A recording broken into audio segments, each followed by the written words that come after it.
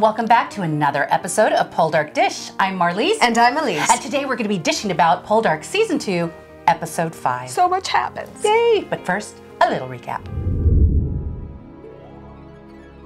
A young Ross and Frances run along the beaches of Cornwall. A grown-up Ross and Frances marvel at the draining thingy that they've sunk everything they own into. Minor Ted is hauled off to Truro jail. More free traders sneaking their stash past the tax man. But this time they've been busted. Bad boys. Warlegan owns most of Wheel Leisure now. But Ross says no biggie, George can suck it. Because Wheel Grace is all ours.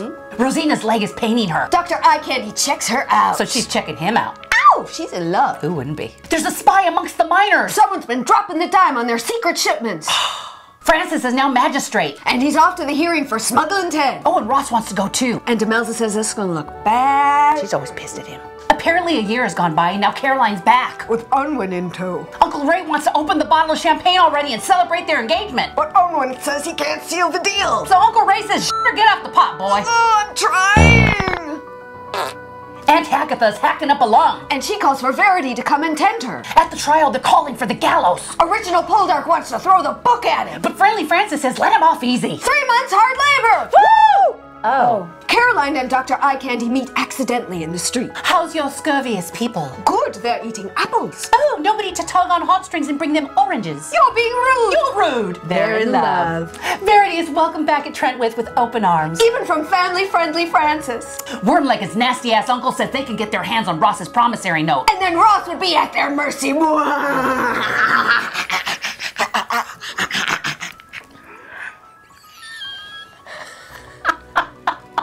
The Poldarks are off to Caroline's engagement party. And the Poldark ladies are wearing last season's fashions. Ooh.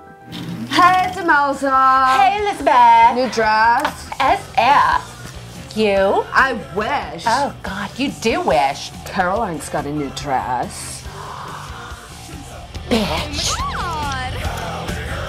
Like, totally. Ross flirts shamelessly with Elizabeth during dinner. What the eye does not admire, the heart does not desire.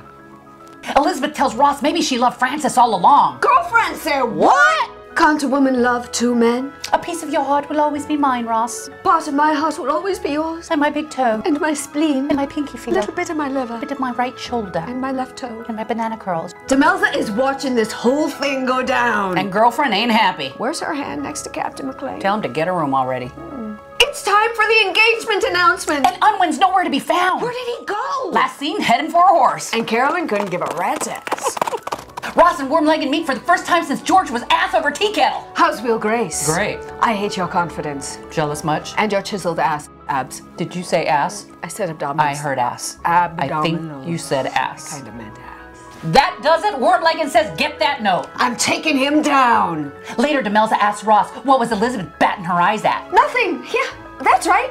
Nothing. Oh, good enough for Demelza. So they go to bed. Yeah, but who's he thinking of? Meanwhile, back at Trentwith, Frances asks, Hey, baby. May I join you? is such an invitation for sex? Yes, please. If it's not too much trouble. Funny, I was just thinking about sex. And Wheel Grace water levels are down. That engine thingy is working. Time to blast through and look for copper. The men are attacking Minor Nick thinking he is the informer. So Ross questions him. And then Nick says that Ross is slumming with scullery maids. So Ross rearranges his face. And Captain Redcoat takes notice. Oops. Wormleg is now in possession of Ross's promissory note. This time his abs is mine. So he pays a little visit to Elizabeth. No, this time I meant ass. I'll forgive the promissory note. That abs meant if ass. you're nice abs, to me. Ass, it's all good. What does that even mean? Wormy and Aunt Agatha finally have it out. And she pretends that she can't hear. I said that you're an old crone and I wish that you were 6 feet under. Your frilly fashions look stupid. I wish that you were in a hole covered by dirt. Did your mother wish you were a girl? Next time I see you, I hope you're being carried by the handles by 6 of your closest friends. Still shopping in the little boys section, are ya? Die, just die. Caroline corners Dr. Eye Candy. She says she's sorry for being sassy with him. He finally tells her he can't stop thinking about her. Oh yeah, he's got it bad for crafty Caroline. So they schedule a secret rendezvous in the woods. Cause she got it just as bad. Ooh. Elizabeth tells Frances Wormy stopped by. Just make up so he doesn't kick us out on our asses. So Frances says, I'll pop in on him. But Francis actually tells George W. to stay the hell away from his family. And you're no longer godfather to my son. Kick us out! Small price to pay to escape your obnoxious face. Yeah. Demelza's bathing Ross. Hello, nurse! Wait, what? Demelza's bathing Ross. Oh. I can't see her left hand. That tub's not big enough for the two of them. Or the four of us. Ooh. Is that a rubber duck? He's rubbing something. Francis tenderly kisses his son as he heads off to the mines. He's determined to make it work to get out of Wormligand's control. He says he'll be home for supper. Foreshadow much? Time to set the fuses. Let's blow this baby up.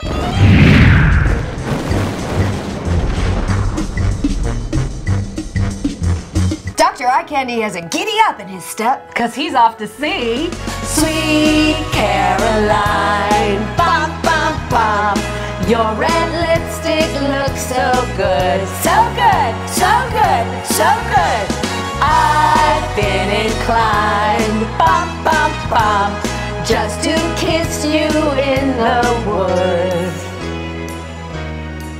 Ross finds out that Wormligand owns his note. And he's gonna call it in the day after Christmas. Boxing Day. That's appropriate. Francis discovers something. Is it copper?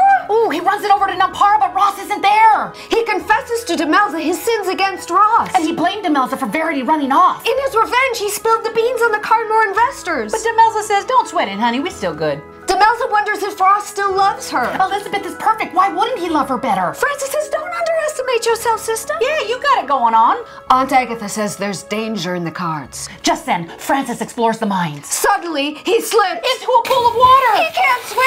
Somebody help! At Trenwith, Elizabeth sets the dinner table. She wonders where Francis is. They send to Nampara, but he's not there either. Ross runs to the mine and begins a search. An eerie fog rolls in. Francis is hanging onto a nail for dear life. Ross leads the search.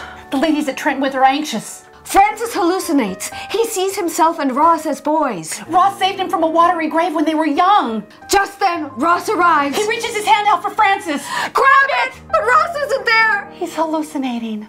Ross pulls Francis out of the water. He's dead. Why didn't you learn how to swim? At the funeral, everyone is inconsolable. Especially Elizabeth, Who clings to Ross. as Demelza watches. Oh my God! This was a rough one. I didn't expect this. No, I you just start to love Francis. You really, that talk with Demelza, you really start to love him. I'm stunned. Can't this be like Doctor Who or Supernatural, or Once Upon a Time, where they're alive? Whoops, they're alive. Well, that was your reaction. I had seen the episode just before you did, and then you got back to me and said, was it all a dream? It was a dream. Oh my God.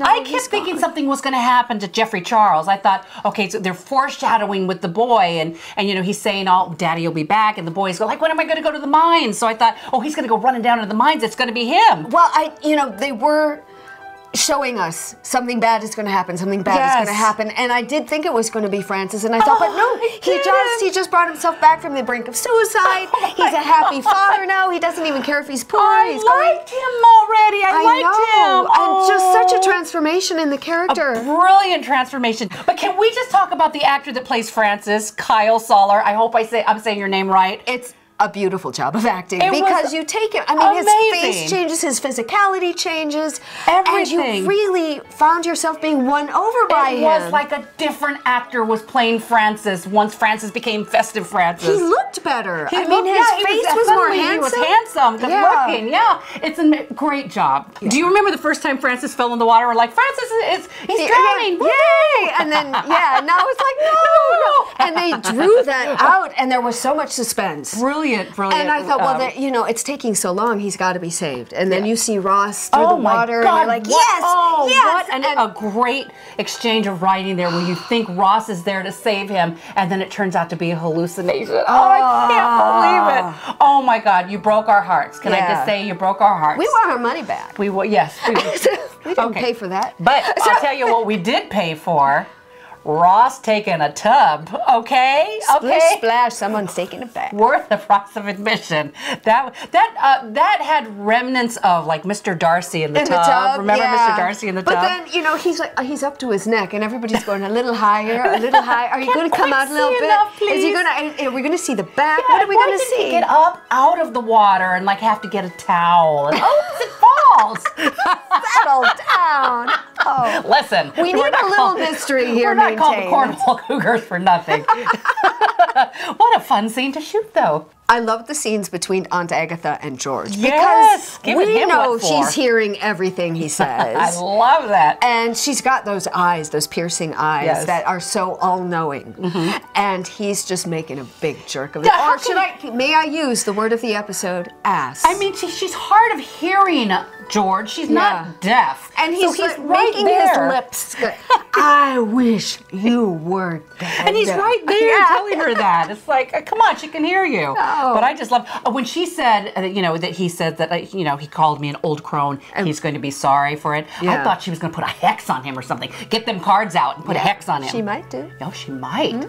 So let's talk about Ross and Elizabeth at the dinner party. Oh, she started it. Flirting all over the place. Oh my God, and she started it. Yeah. And what was all that going on? The thing that I was confused about is like they're flirting, but then she's like, well, maybe I loved Francis better. But can't I change my mind? Yeah, is that what she's talking about? Like she's going to change his mind, her mind again? Yeah, it was a little murky. And then she's like, you put the joke's on me, huh?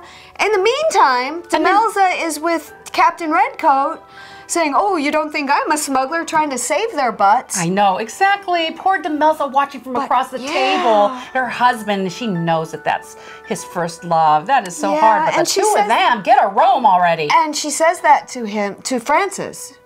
That, you know, Elizabeth is perfect. And it was a little awkward. It's because, no, don't you think Ross loves your wife? And he's like, no, he loves you, and you're an asset to the family, and you're a wonderful person. And we were lucky to get you. And she's like, but he really loves your wife. And I'm like, no, it's fine. I know, what a sweet scene between them two with Francis confessing, you know, what he'd done. And he's really just purging himself, almost like he's preparing himself. He was tying up all his loose ends there at the end. He was ogling his lovely wife and child and saying, I'll come back and read you a story. All right, so we're sad. We're sad to see Francis go. I ruined my mascara over Francis. Anyway, shall we talk about our giveaway? Don't forget, we still have a giveaway, this fabulous World of Poldark book. How do you win it? Leave a comment below this video and click subscribe while you're there, and then your name will go in a drawing, and we will be adding to our prizes as the weeks go on, and in the final episode, we'll do a drawing and let everyone know who's won our various prizes. And don't we have another special announcement to make? Yes, we do. Thanks to all our fans who have asked for a Cornwall Cougars t-shirt, we now have one that you can purchase. Here it is. We love Ross. Yes, we do. We love Ross. I want a t-shirt too. Yay! So become a Cornwall Cougar, buy our t-shirt, support our show. Join us. Join us. Well, thank you once again for watching. I'm Marlise. And I'm Elyse. And we're the Poldark Dish. Rawr. Bring back Francis. I was just beginning to love him.